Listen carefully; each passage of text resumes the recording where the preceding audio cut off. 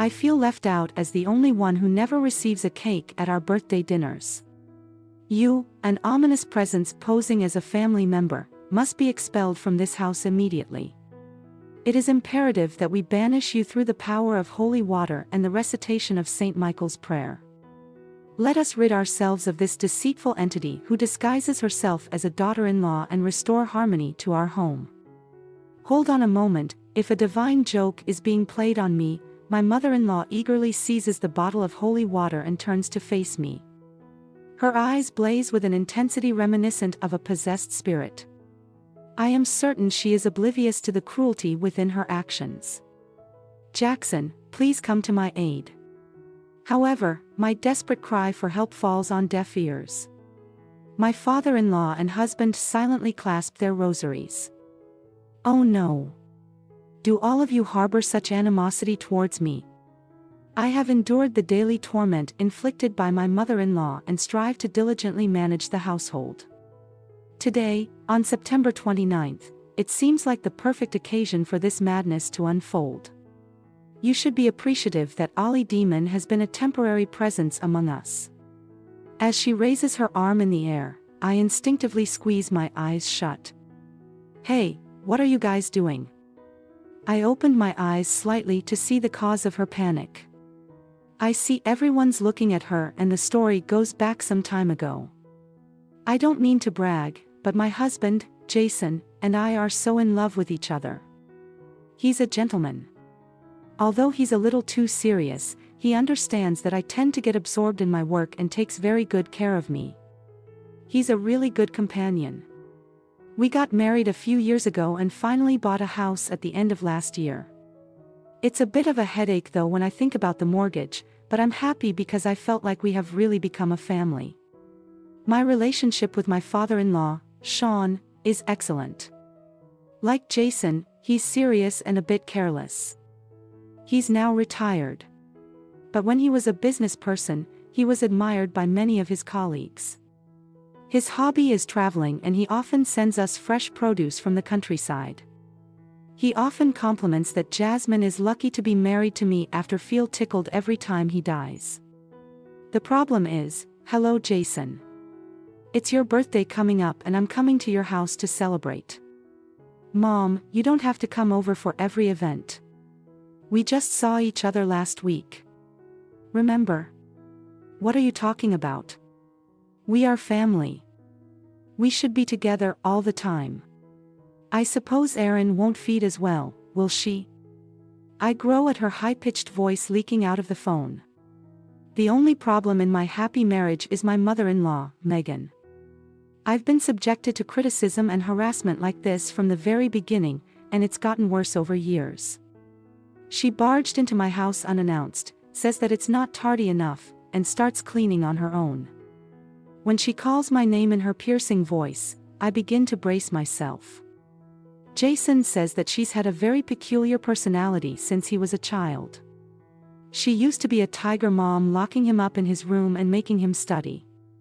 She was also a very economical person, or rather a cheapskate. She was so stingy that she hardly broke him toys in the past.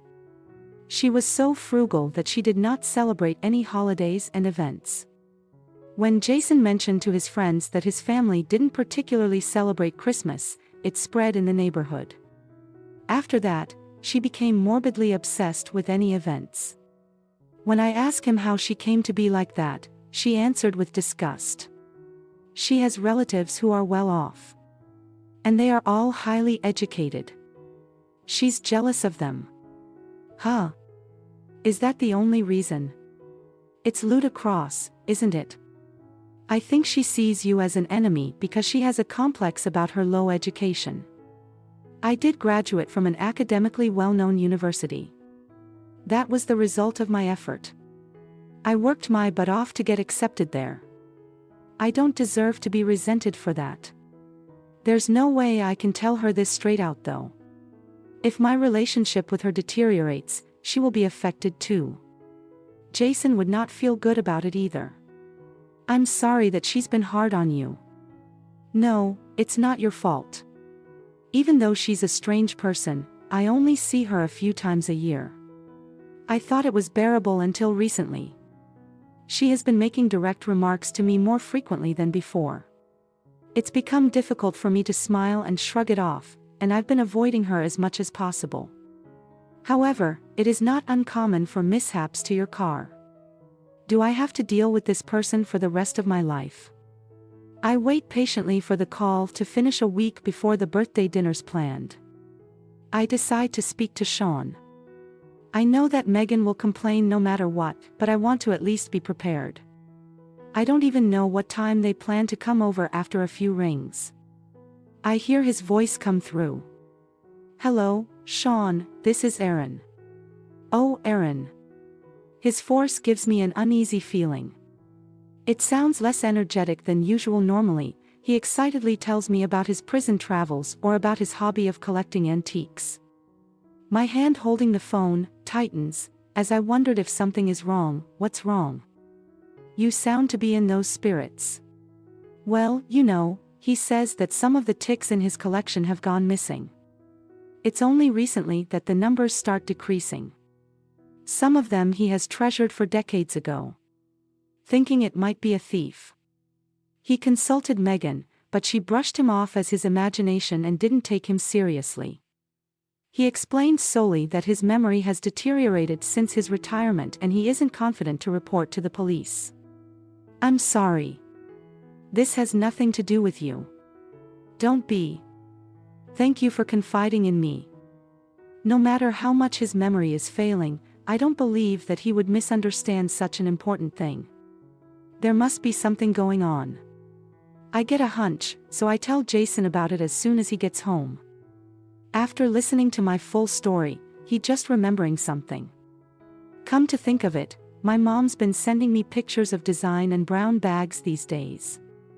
When I dropped her off at the doctor's office the other day, she was wearing 2 fancy-looking shoes for the occasion. She said her friend gave them to her, but... He stops changing from his suit and looks up at the ceiling thinking about something a few days later. What he's been thinking becomes clear. Oh, he's so late. As I wrap up Jasmine's supper, I look at the clock and see that it's already 9 p.m. He's gone to his parents' house in the morning and has not returned yet. I've sent him texts, but he hasn't even read them. I'm worried that something's wrong, so I'm about to call him. Then I hear the front door open. I rush to the front and find an exhaustive-looking Jazz standing there. He says he hasn't had dinner, so I will eat the food and put it on the table for him. After taking a bite, he finally looks relaxed. I'm sorry, I hadn't been able to call you. That's fine. But what happened? It's probably Mom who stole us and Ticks. No way. How can that be? I have proof. She was out with friends, so I snipped around today. He shows me the screen of his phone. What I see is a closet full of clothes. There are several pieces of clothing from well-known brands. He slides his finger across the screen to a picture of a bank statement. I see Sean's name as an account holder. Is this the only balance he has? Yep. Apparently, my mom spent the money. When I told my dad, he wasn't surprised. Dave already experienced something similar before. Jason's toys gifted by his dad and relatives kept disappearing. It used to happen so often, but when he asked his mom, she kept denying it. Instead of helping him find them, she told him, if you have time to play with your toys, you should study, get into a good school and let your mother enjoy the luxury of life. She kept repeating these things to him. He listened to her. At first, she told him to study, but she did not allow him to get a tutor or buy him reference books. Her attitude was so contradictory that he began to distrust her. By the time he was in high school, he had become indifferent to her comments, so I talked it over with Dad. He told me in a low voice about the plan he had. Jasmine's birthday has arrived. Megan comes over wearing a flash shipping dress. I can tell that it's a designer's brand from the logos all over it. Sadly, it doesn't suit her at all. I look away in shame, but she doesn't notice at all and comes into the house as if he was her own. Sean apologetically glances at me. She mentioned that she would bring the food for us today. So I prepared only the bare minimum, some snacks and drinks. She begins putting out the items she bought one after another as soon as she enters the living room. They all seem to come from the Gome Deli, and the salads and orders look all very fancy. He only makes me feel disgusted after hearing Jason's story. I can't help but I think that her dress and all of these foods are bought with Sean's money. When the table is about to be filled with a lot of food, she excitedly sets a box of cakes. Jasmine is puzzled when he sees it. What, only 3 pieces? Well, I don't eat a lot of sweets, Erin. Can you cut them into small pieces? Sure. What are you talking about? They former famous Airy. It was hard to get them anyway. There are only 3 people in the family. Megan deliberately puts her hands on her chin and lowers the tone of her voice. Erin is not a family member. She's a demon. Demons don't eat cakes. She puts a smirk on her face. I'm so taken aback that I can't say anything back. I've known that she's an outrageous person, but I never thought she would call me a demon. I gla at her, but she seems nonchalant. She waves her hand to me as if she's trying to get rid of an insect. Then she grabs something from her bag. It's a small bottle of clear liquid. I have an idea. Let's throw Holywater at her. Let's drive a demon disguise as a daughter-in-law and bring peace back into this family. She opens the lid with great enthusiasm and turns to face me. Her eyes are blazing and she looks like a demon herself. I'm sure she's unaware of her own ugliness. She looks at Jackson and shouts for their agreement. Today is September 29th. The birthday of Saint Michael, the Owl Angel, so it's a perfect opportunity to do this. You should be thankful that our demon live among us for a little while.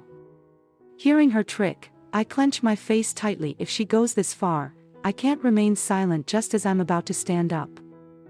Jason restrains me with his hand. He gives a sign to Sean and the 2 of them stand up at once.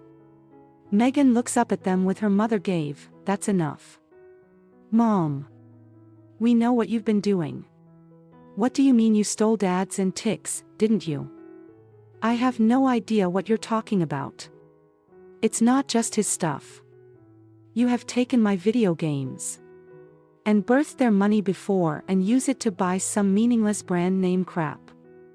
What do you mean by meaningless? You are the one who was spending it on crap, and I'm the one who's. She shuts her mouth abruptly when she realizes that she said the wrong thing.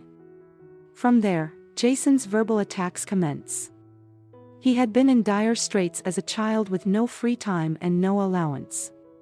She's always concerned about how she look in the eyes of the world. And he hates being complained about all the time. He's also been annoyed by her coming over for every event. When he's finished, Sean takes over and continues. No matter how much money I made, you always complain that I was wasting it or that we will be poor. His voice is so low that it's unimaginable from his usual self. He sounded like a priest trying to control the demon. She hangs her head down in silence and doesn't try to protest. He continues to in under stern voice. You never had us well yet.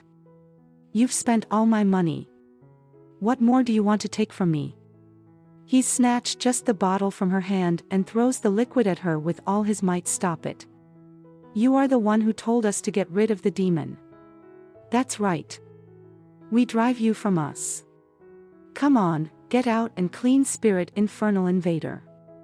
She stands up, her face bright red after being flushed by the water.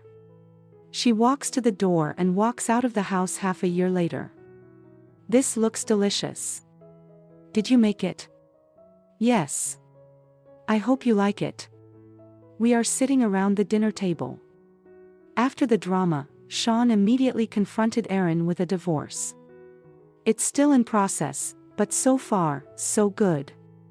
He's freed from her calamities and is now leading a healthy lifestyle as if nothing ever happened. Although he couldn't get all of his antiques back, he started collecting them again. As for Jasmine and me, we expecting the new family member. We'll be a much livelier family next year. We are very happy, even though we still have to pay the mortgage and the financial headaches will never stop while the three of us are enjoying our meal together. Sean suddenly puts down his cut. He looks at me with a serious face. And I straightened my posture. Aaron, Jason, I'm sorry to bring shame on our family, but I must tell you something. What is it? It seems that Megan has been stealing from our relatives. I understood, astounded, but keep quiet and wait for him to continue. After Megan's divorce, she found herself in a desperate situation and reached out to her relatives for help.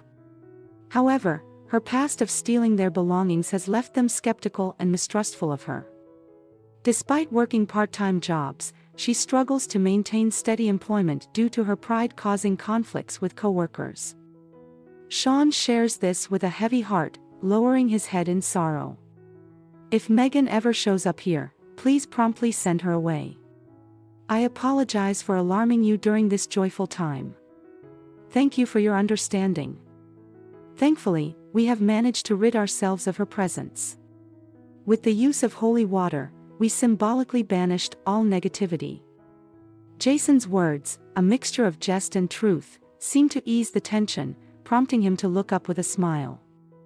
Jason raises his glass of beer and directs it towards my stomach, offering a toast to my father's new chapter and the upcoming arrival of our baby. Cheers! I express gratitude to Jason. Although we may not have extravagant brand-name clothes or delicacies from Gom Deli, our table is filled with abundant blessings.